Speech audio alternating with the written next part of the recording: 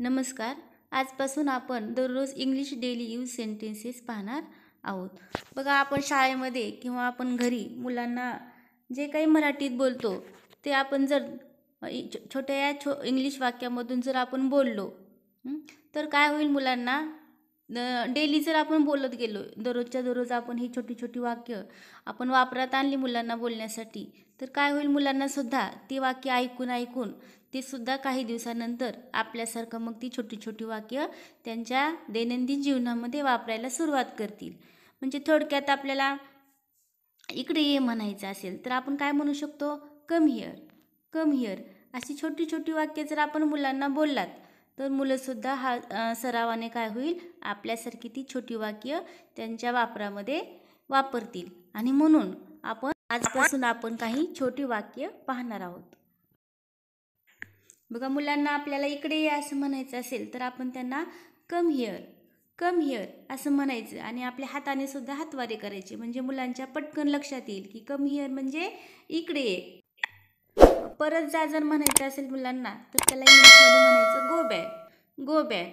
आणि आपल्या हाताने सुद्धा हातवारे करून त्यांना दर्शवायचं, गो बॅक. माझ्याकडे बघ असं मुलांना म्हणायचं आहे, त्यावेळेस काय म्हणायचं, look at me, look at me. मुलांना फक्त सुरुवातीला लुक ॲट मी नाही म्हणायचं, तर त्यांना आपल्याला माझ्याकडे बघ आणि मग नंतर लुक ॲट मी म्हणायचं. म्हणजे काय होईल, मुलांना आधी मराठीत अर्थ कळेल आणि नंतर इंग्लिशमध्ये समजेल. हे कर असं जर मुलांना आपल्याला सांगायचं असेल तर डू इट, डू इट असं इंग्लिशमध्ये म्हणायचं. लवकर कर असं मुलांना सांगायचं असेल तर do it fast, do it fast असं मुलांना सांगायचं. मग आपल्याला मुलांना खूप छान किंवा शाबासकी देते, शाबास असं म्हणायचं असेल तर आपण वेल डन, वेल डन असं म्हणायचं. बघा, बऱ्याचदा मुलांना आपल्याला मोठ्याने बोल असं सांगायचं असतं, त्यावेळेस आपण त्यांना म्हणू शकतो स्पीक लाऊडली, स्पीक लाऊडली. बघा, बऱ्याच वेळेस मुलांना आपल्याला हळू बोल म्हणून सांगायचं असतं, त्यावेळेस आपण त्यांना स्लो लाऊडली, स्लो लाऊडली असं म्हणायचं. बघा, जा आणि अभ्यास कर असं मुलांना सांगायचं असेल त्यावेळेस आपण त्यांना म्हणायचं go and study, go and study. ओरडू नको असं मुलांना म्हणायचं असेल तर आपण डोंट शाऊट, डोंट शाऊट असं मुलांना म्हणायचं. बऱ्याच वेळेस मुलं भांडण करतात, त्यावेळेस आपण त्यांना भांडण करू नका असं सांगायचं असेल तर डोंट फाईट, डोंट फाईट असं म्हणायचं.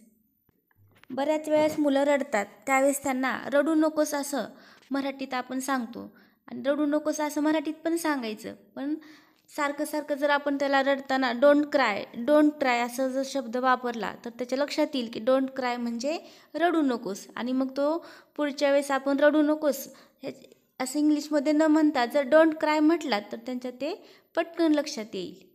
माझ्याकडे बघ किंवा माझ्याकडे बघा असं मुलांना सांगायचं असेल त्यावेळेस look at me, look at me असं म्हणायचं. बघा, बऱ्याच वेळा आपण शाळेमध्ये शिकवताना मुलांचं लक्ष नसतं, त्यावेळेस आपण मुलांना फळ्याकडे पहा असं म्हणायचं असतं.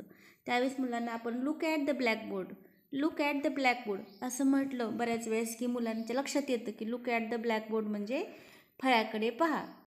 मग बऱ्याच वेळेस मुलांना आपल्याला इकडे बघ असं सांगायचं असतं, त्यावेळेस मुलांना आपण लुक हिअर, लुक हिअर असं 2-3 वेळेस म्हटलं की मुलांच्या लक्षात येतं. त्या छोट्या छोट्या वाक्यांचा आपण शाळेमध्ये, घरी मुलांसाठी आपण वापर केला किंवा आपण आपल्या घरामध्ये सुद्धा म्हणजे सगळ्यांना बोलताना असं छोटी छोटी जर वाक्य वापरली तर काय होईल, आपलासुद्धा इंग्रजीचा चांगला सराव होईल आणि मुलांनासुद्धा इंग्रजीची ही छोटी छोटी वाक्य वापरून इंग्रजी बोलता येईल. अशा छोट्या वाक्यांचा वापर करूनच काय होईल, काही दिवसानंतर मुलांना चांगल्या प्रकारे इंग्रजी बोलता येईल.